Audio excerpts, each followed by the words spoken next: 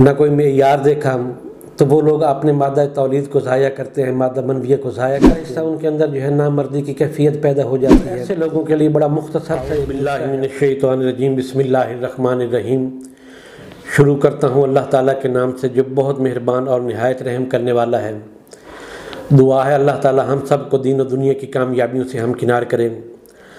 احباب، آپ کا دوست، آپ کا بھائی حکیم احمد رضا دیوان حاضر خدمت ہے۔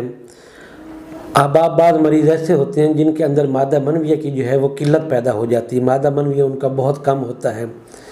عموماً ہوتا اس طریقے سے ہے کہ ان کا جو جگر ہوتا ہے وہ صحیح مقدار میں نہ تو خون پیدا کرتا ہے، اور اعصاب جو ہوتے ہیں وہ بھی کمزور ہوتے ہیں، یا ایسا بھی ہوتا ہے بعض دفعہ ان کے کثرت مباشرت کی وجہ سے ان کے نہ دن دیکھا نہ رات دیکھا نہ کوئی معیار دیکھا تو وہ لوگ اپنے مادہ تولید کو ضائع کرتے ہیں، مادہ منویہ کو ضائع کرتے ہیں۔ تو ہوتا یہ ہے کہ آہستہ آہستہ ان کے اندر جو ہے نامردی کی کیفیت پیدا ہو جاتی ہے۔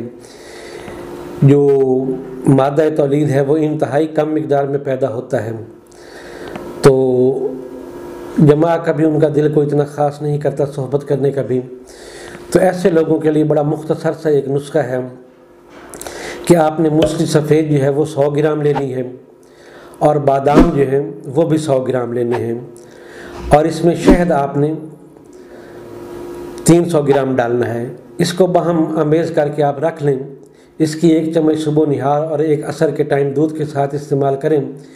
انشاءاللہ تعالیٰ منی کی مقدار جو ہے وہ ان کی بہت بہتر ہونا شروع ہو جائے گی، منی کی مقدار جو ہے ان کی وہ ٹھیک ہو جائے گی، مادہ تولید جو ہے وہ ان کا بننا شروع ہو جائے گا۔ بہت آسان سا اور مختصر سا نسخہ ہے۔ اجازت دیجیے گا اپنے بھائی حکیم احمد رضا دیوان کو۔ اللہ حافظ۔